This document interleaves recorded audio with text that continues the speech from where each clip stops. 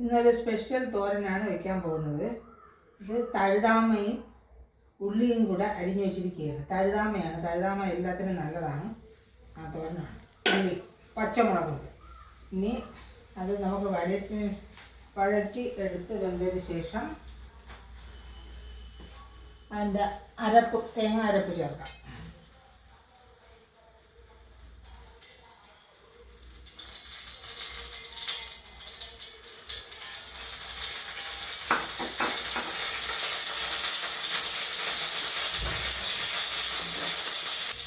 കടുക് ചേർക്കുന്നുണ്ട്. ഇതിലൊന്ന് പച്ചമുളകൊക്കെ ഈ തഴുതാമ തോരത്തിൽ അരിച്ച് ചേർത്തിട്ടുണ്ട്.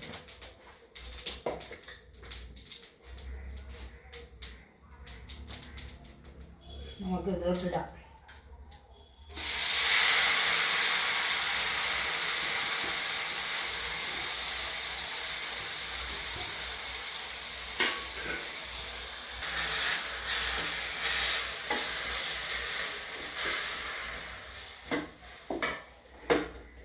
തഴുതാമ അസുഖങ്ങളൊക്കെ മാറാൻ, കിഡ്നിയുടെ അസുഖം ഇങ്ങനെയൊക്കെ ഉള്ളവർക്ക് തഴുതാമ തോരൻ നല്ലതാണ്.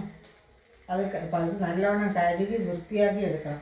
ഇച്ചിരി പണിയുണ്ട് അത് ചെയ്തെടുക്കാൻ.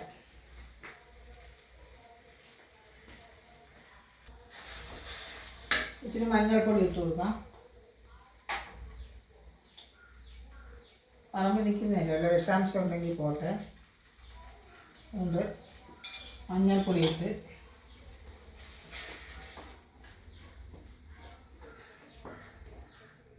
നല്ലതായിട്ട് മൂത്ത് വെന്ത് വരണം. അതിന് ശേഷം നമുക്ക് തേങ്ങ അരപ്പിടാം. അങ്ങനെ നമ്മുടെ തഴുതാമ തോരൻ റെഡിയായി. ഇത് കിഡ്നിയുടെ അസുഖം, നീർക്കെട്ട് എല്ലാത്തിനും നല്ലതാണ്. ഈ തഴുതാമ എന്ന് പറയാം, കണ്ണിന് ഒക്കെ നല്ലതാണ് തഴുതാമ തോരൻ. അങ്ങനെ നമ്മുടെ തഴുതാമ തോരൻ റെഡിയായി. തേങ്ങ അരപ്പിൽ വെളുത്തുള്ളി, ജീരകം, ചെറിയ ഉള്ളി എല്ലാം അരച്ച് ചേർത്ത തേങ്ങ അരപ്പാണ്. നല്ല ടേസ്റ്റായിരിക്കും. ഇത് കൂട്ടി നോക്കുമ്പോഴേ അറിയാവൂ, നല്ല ടേസ്റ്റാണ്.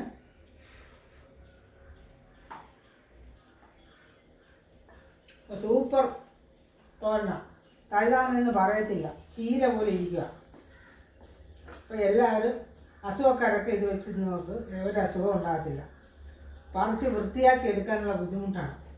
തഴുതാമ പറമ്പെന്ന് പറിച്ച് നല്ലതാണ്. അത് പൊട്ടിച്ച് കഴിഞ്ഞാൽ വൃത്തിയാക്കി ഒരുപാട് വെള്ളത്തിൽ കഴുകണം.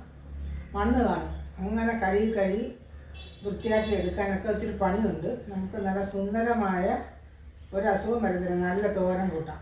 കടയിൽ നിന്ന് വാങ്ങുന്ന വിഷമുള്ള ചീരയെ കഴിക്കുന്നതിനേക്കാളും എന്ത് നല്ലതാണ് ഈ തോരൻ കഴിക്കുന്നത്.